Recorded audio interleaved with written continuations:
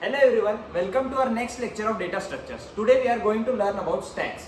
Stacks is one of the most important linear non-primitive data structure which works on LIFO algorithm. LIFO stands for last in first out. So let's take an example here. This is our stack. The first element we add, let's take 0, then 1 and then 2, 3 and so 4. So now according to the LIFO algorithm, the last element we added should be the first to be removed. That is 4 is the element which will be removing at this time. Now we talked about removing and inserting elements in stack. This process or this function in stack is called as push and pop. Push is the function for inserting an element and pop is the function for removing an element.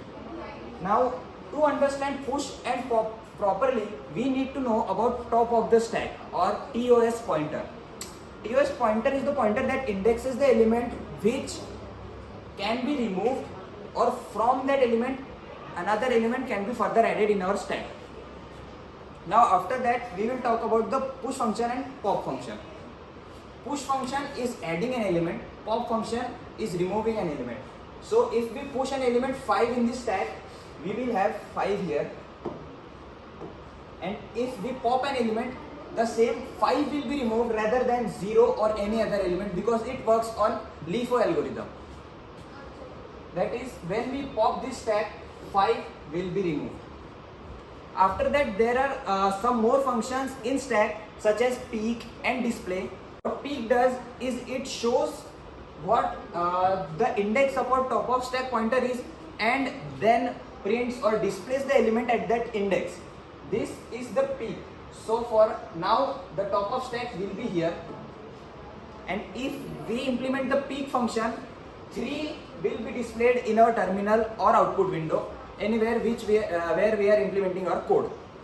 Next will be a display function. If we implement or start the display function, it will print or display our whole stack.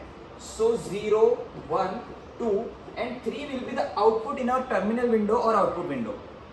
Next thing we will talk about advantages and disadvantages of stack. Some of the major advantages of stack is that first, it uses limited memory, so it does not consume a lot of memory in our system. Second thing is that it is very useful for places where we have to go back to steps such as function call and undo functions. These are also the implementations of stack in undo functions, in function call, etc.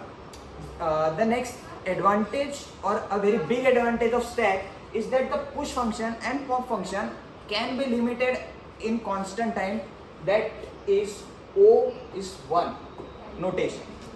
The next, some of the disadvantages of stack is that as it is a linear data structure, it is very difficult to randomly access or not possible to randomly access element from stacks. So now we talked about push and pop in stack.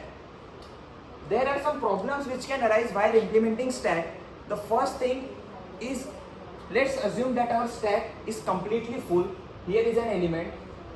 Then we further try to insert an element in the stack. This leads to a condition called overflow.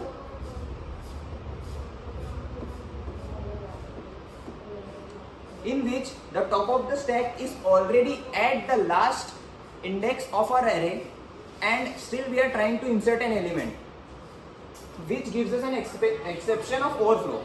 Now let's assume that our stack is empty, completely empty stack, and still we are trying to delete or pop an element from the stack. This leads to a condition called underflow. This occurs when our top of the stack pointer is already at the 0th index and still we are trying to remove an element.